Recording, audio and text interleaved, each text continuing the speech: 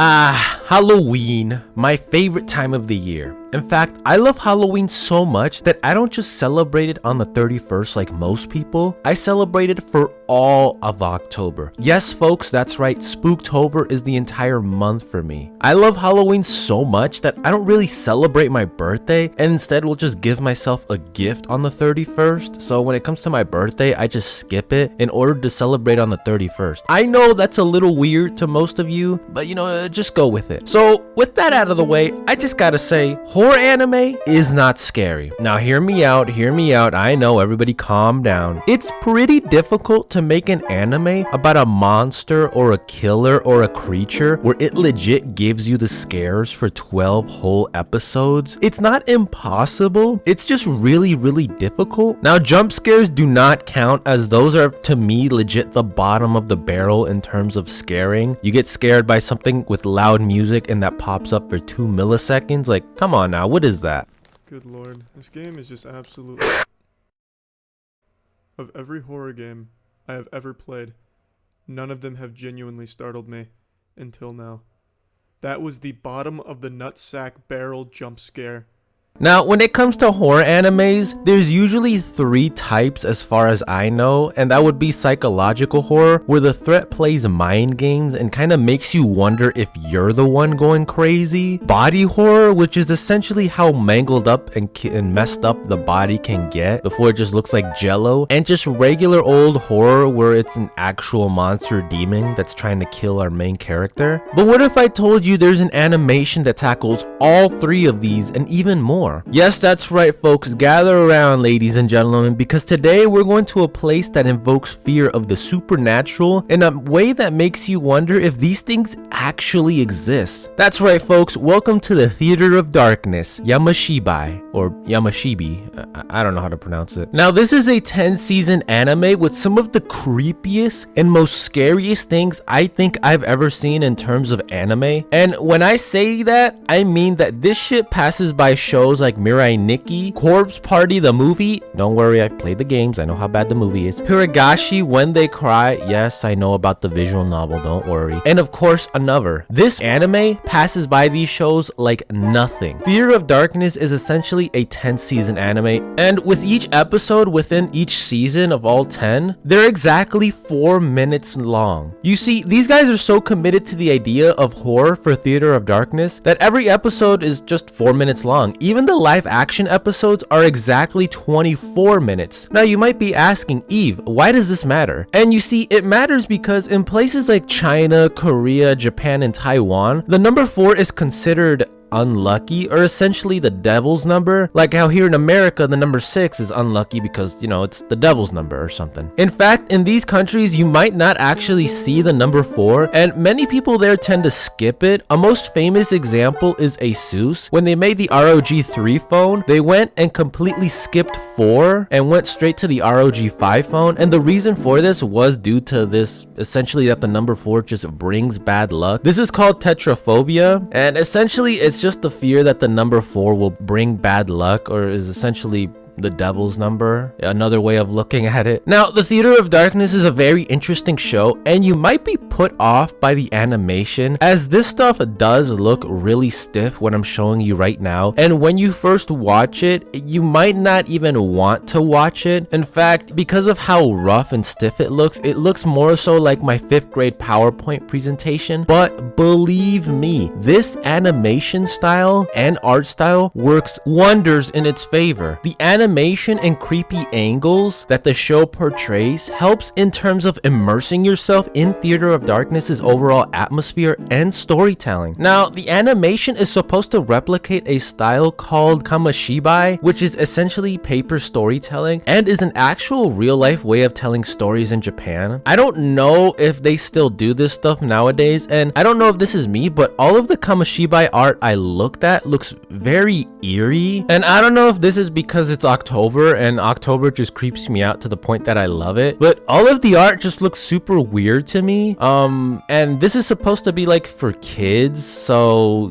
yeah. But I'm just gonna chalk this up to a cultural difference because I don't know, it just looks creepy to me. But what do you guys think? Do you guys find this stuff creepy, or am I just being a clown again? The premise is essentially that every episode starts with this creepy old man wearing a mask at a playground and having the kids gather around him. I know that sounds bad, but just stay with me, just trust me. This old man essentially has stories to tell, and each story is about a completely different person or group of people having an encounter with some mythical yokai or demon. Basically, if I started telling stories about how people had an encounter with Bigfoot or Jersey Devil, myths like that. And that's basically it. It's a simple and straightforward premise, and it works perfectly. The reason this works is because each and every episode is just completely different. Yes, folks, once again, this is an anthology series where you can just watch any of them. However, each episode is 4 minutes long, except season 8, where they for some reason went the live action route, completely destroying what they had for 7 seasons, and then went back to the 4-minute style for season 9 and 10, so I don't know why they did that. And it just makes me question a bit more because the opening for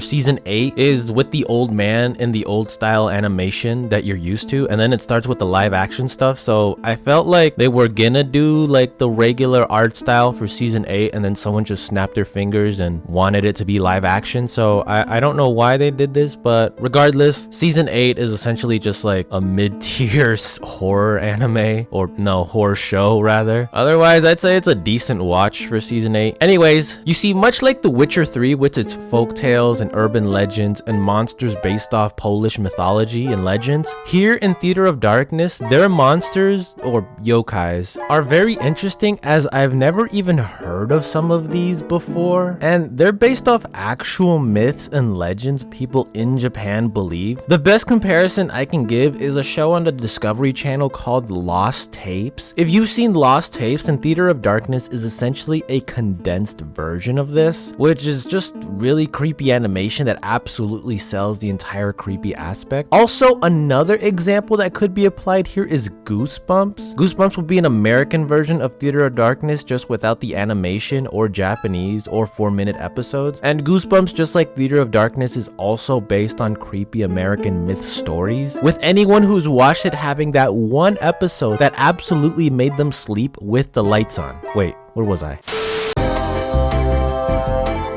When it comes to this anime, I'm not really sure how to review it. Each episode is only 4 minutes, and unlike other animes, I can't just latch on to the main character because there is no main character. These are just short horror stories that are really, really well done, and at times made me scared about certain things. On a side note, there's a really, really great YouTuber called Llama Arts who makes animated horror stories that I absolutely love to watch each and every October. I'd argue that this would be the closest thing to Theater of Darkness, as in Llama Arts' case, the stories presented here are so close to realistic, I'm convinced 90% of the stories he animates are actually based on real events that happened. Also, there's an entire genre of YouTuber animated horror stories that I absolutely love to watch, so please go ahead and check that out. I don't know the person and they don't know me, but I just really love their stuff that they make since it's so good, and at times it's made me and my boyfriend genuinely scared of sleeping with the lights off. Anyways, back on topic. Now, season 1 episode 2 of Theater of Darkness has to do with a nursing facility and a man recovering from an injury, and when I watched this, it legit made me scared of my nursing facility. At the time, I was a fresh hire, and trust me, you have not seen true fear until you are alone at 9:30 p.m. in a nursing facility and you see a creepy old 90-year-old lady just watching you from her room. And although in that episode the main character isn't a nurse, the entire vibe I got from the place was just so creepy that this shit somehow bled into real life, and I was starting to get scared of a 90-year-old lady. Just creepy for me. With that said, the fact that 4 minutes of Theater of Darkness could pull more fear into me than a movie or horror anime show is a testament to just how well Theater of Darkness does its job when it comes to the spooks, and just how well this whole paper theater art style works for it. Now, Theater of Darkness was made by studio ILCA in 2013, and I'm gonna be honest with you, I don't know who the fuck the studio is, but from when I'd researched, which is basically just anime lists and Wikipediaing a bunch of stuff, they seem to be very much veterans when it comes to creepy storytelling in this style, as they have a couple of scary stories under their belt, and you bet I'm gonna watch some of these as they genuinely look interesting. I really want to talk about the camera angles for some of these episodes because I got some serious when the anime protagonist is going crazy meme vibes, but here the camera angles help a lot. A good example I can give you in is a show called Another. Here our main character Koichi is in the hospital, and this whole scene just screams of secrecy and fear of the unknown, and the way the camera lingers so much, it makes it feel like one of those old-timey movies where the directors tried to make the creepiest shit ever and genuinely put the fear of the unknown into a person, as the way the camera just hangs after a scene is kind of weird. And in Theater of Darkness, this stuff works so well that I really don't want to spoil it, as basically this would be one of the good reasons to watch the show. Now, I said the animation is based on paper storytelling, so even though it does look rough, this is one of those art styles that helps a lot in terms of it feeling right. I feel like if this show was animated in the traditional anime sense like other animes are, it would lose much of its scares, secrecy, and uneasiness. Each episode feels very unique in terms of both the urban legend being told, as well as the main character presented, which is some random guy or girl. I really do recommend you watch this in October with the lights off and just give the art style a chance. Trust me, this art style fits so well with how the myth is presented here. Now, I do have to talk about the bad, and once again, this is an anthology series, and while that's not an issue, the issue is that some episodes just aren't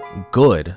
Like at all. That doesn't mean the episode is bad in itself. Once again, it just means that the particular episode just was not scary whatsoever. Season 2 episode 8 didn't scare me, and that shit was in fact boring. I know it's only 4 minutes, so by the time I was bored it was already over, but if you want to skip an episode because it's boring, go for it. When I say boring, I mean like there's nothing creepy going on, it's just them talking and the spook happens at the very end, and there's not really much of a build up to it, so I guess to some people that would be great, but to me, nah chief, that wasn't it. Now, animation wise, I won't lie, if we're talking on a pure technical and smoothness of the animation, if that's even a thing, then yes, Queen Bee wins. Yay, congrats Queen Bee, la-di-do. However, the thing is that with Theater of Darkness, its style of animation and art style works perfectly with what is presented here. I mean, the visuals here are so good for what they do, and you can see the effort that was put into making each episode as creepy as possible, even the boring ones. So in that aspect, it easily beats Queen Bee once again. But I could see the argument being made about how Theater of Darkness is animation and stiffness looks overall. This is made to represent like paper book style, so I mean, I could see that argument being made there. Regardless, I love Theater of Darkness, and its creepy storytelling of urban legends from another culture is truly fresh and unique. I definitely recommend you watch this at night alone, bundled up in the blankets during October, especially with a loved one. Now, normally I would end the review and ask you to watch whatever video I previously made and then put a funny meme at the end and then hope that nobody who knows me IRL watches my videos. But you see, there's another horror anime that I'm sure 90% of you guys have not watched, like at all, and it's really good, and it's on YouTube. Now, this part is only 5 minutes and it's part of a hentai. What the? Now, I know you just threw that keyboard in the air and out the window. No, this is not hentai reviews. I instead want to look at the first 5 minutes of episode 2 of a hentai called Hachisawa Hachiwa Keruku Miguri. I know I said that wrong and I probably just butchered an entire language, but hey, that's how it really be out here. Now please just hear me out. You see, the horror that's presented here is also an urban legend, and it's really good. Like, scares you into not wanting to sleep good. Essentially, our two main characters here, biker guy and taxi girl, are in a car going to town during a very dark and rainy night. However, in order to pass the time, and because they love the spooks just as much as I do, they decide to tell horror stories. Well, one of these stories has to do with what happens when you sleep and dream, and how often after a nightmare we tend to say, I'm so glad I woke up. But what if you didn't wake up? And the story that's presented here is good in this aspect. I have no idea why it's part of this hentai, but essentially this young lady falls asleep, and in her dream she sees a monkey on an amusement park with two other people. Realizing that she's asleep and dreaming, she gets on the ride, and as the ride progresses and starts and doesn't seem to end, she notices that the monkey on the ride starts to make an announcement of different words that essentially are a form of meat preparation, like scooping, gutting, or slicing. And with each announcement, a person dies. So as the girl gets closer and closer to being the next person to be prepared or killed, she can't make herself wake up, essentially being stuck in her own nightmare. And while eventually she is able to wake herself up at the end, just as she's about to be killed by these creepy looking shadow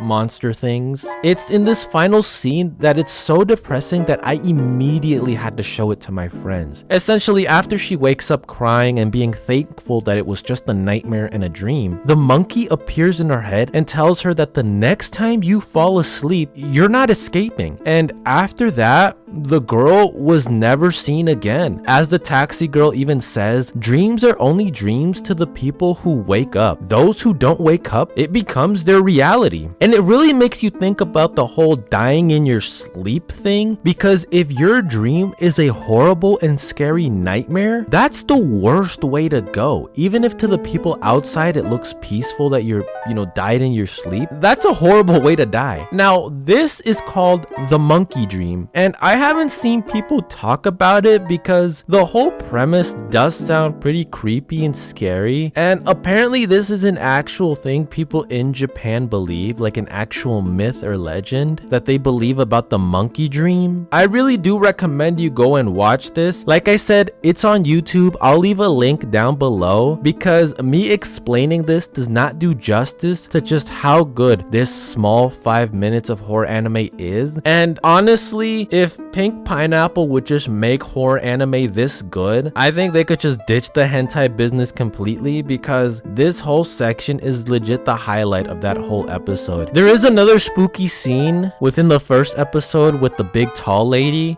basically Lady D if she was in Japan. And while this right here does look pretty creepy, it actually did scare me when I was researching for horror stuff. So I wouldn't recommend watching episode 1 though, as that is legit just a hentai.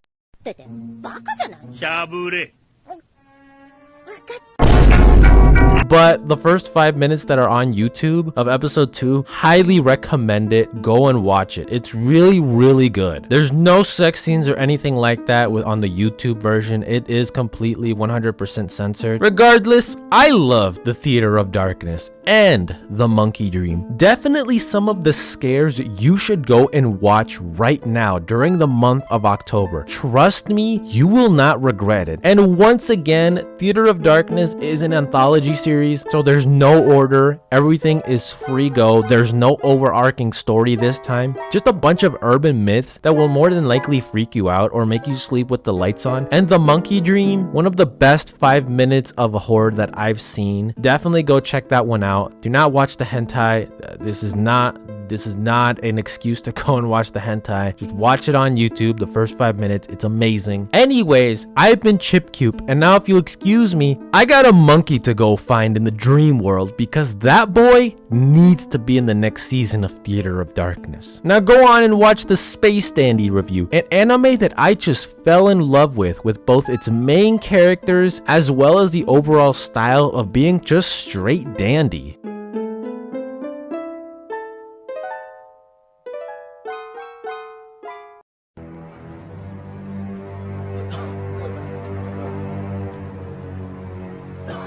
I'm good. I'm good. Well done, 40.